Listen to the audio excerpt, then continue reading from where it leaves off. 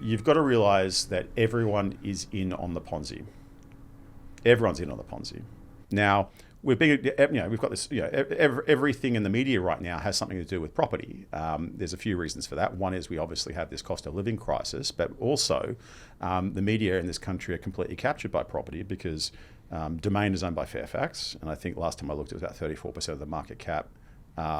Although it's probably substantially changed since then, but it's a substantial portion of the market cap goes into that. And then News Limited, REA, last time I looked, again was a long time ago, was at 70-something% of the market cap. And so they're completely captured. So we'll win a gold medal in the Olympic Games, and there'll be an article. What does this mean for Australian property? Right? Yeah. You know, like there'll be like always. Like the narrative is out like crazy, right? And so all you're hearing about is property. That's the discussion that people just live and die by in this country and so forth. But you kind of think to yourself, why?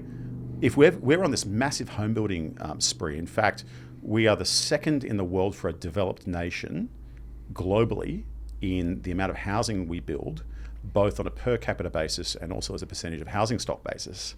So we're on this massive building binge. So you think to yourself, if we're on this massive home building spree,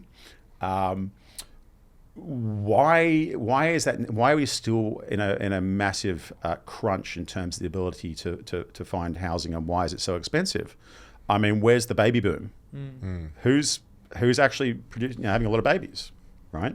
Every Australian woman has to have 2.1 children to maintain the population, right? We haven't been above 2.1 since 1976, so that's about 50 years, right? So why do we need to build so many apartments?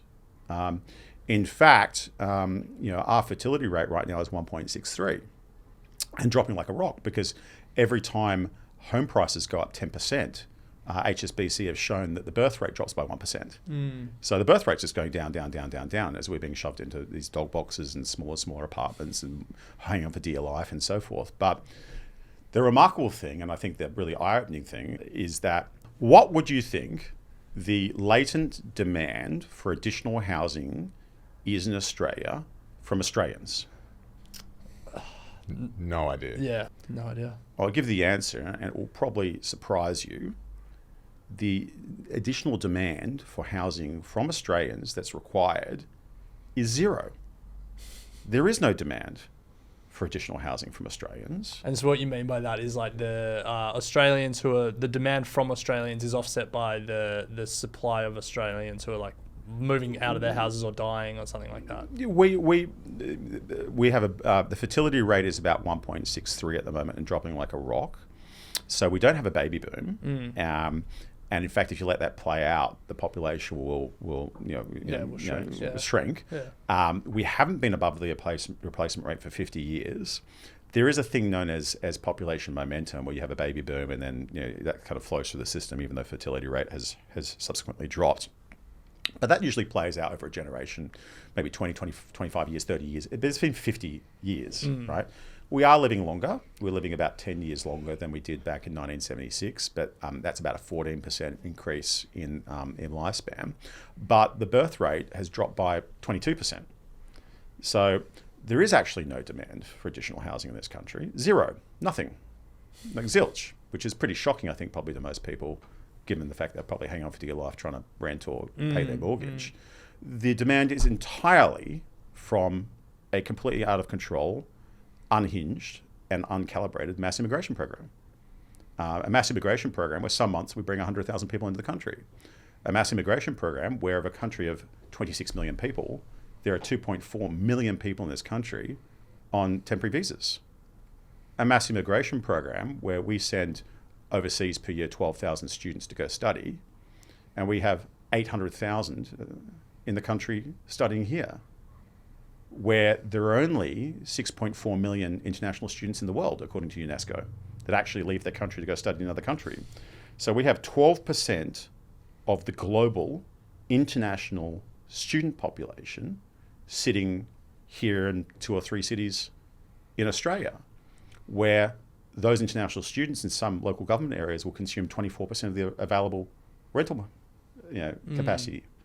I think it's in Melbourne, LGA, I think it's 21%. In Sydney, just here, 15% of housing is consumed by international students, right?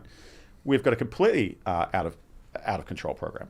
You've got to realize that everyone is in on the Ponzi. Everyone's in on the Ponzi, right? So the media companies are in on the Ponzi because they own the property classifieds, the property portals, right? But then you look at the ASX 100, and the ASX 100 is completely all in on the Ponzi with the exception of mining.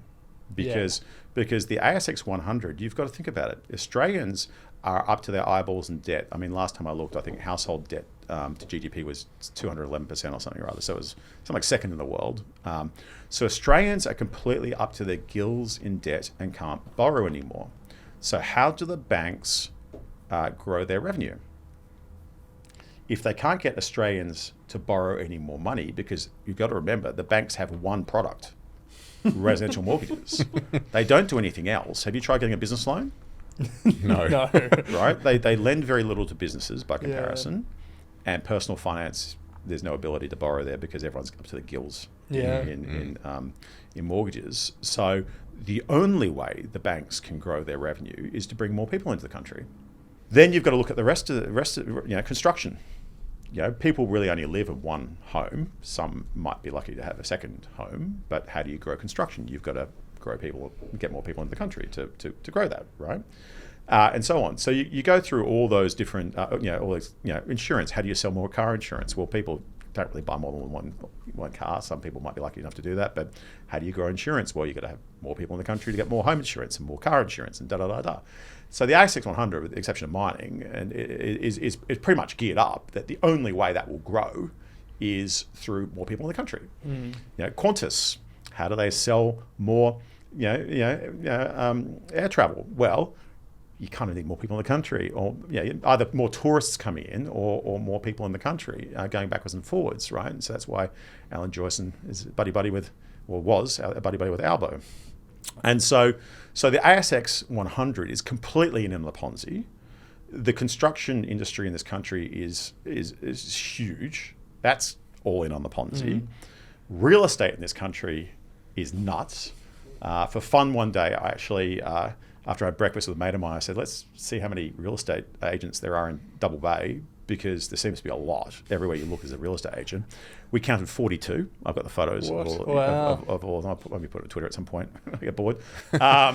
And so real estate's completely out of control, right? And so just every major industry really in this country, with the exception of a couple, involved in natural resource extraction, is involved in the Ponzi. The media is in on the Ponzi. The government's in on the Ponzi. Everyone's in on the Ponzi. But right? if you believe that, so if everyone's in on the Ponzi, how are you so confident that it'll all be unwound? Because math. Their wages going up. Not Right? fast enough, yeah. I will say this about investing. Everything you do learn is cumulative. What I learned at 20 is useful.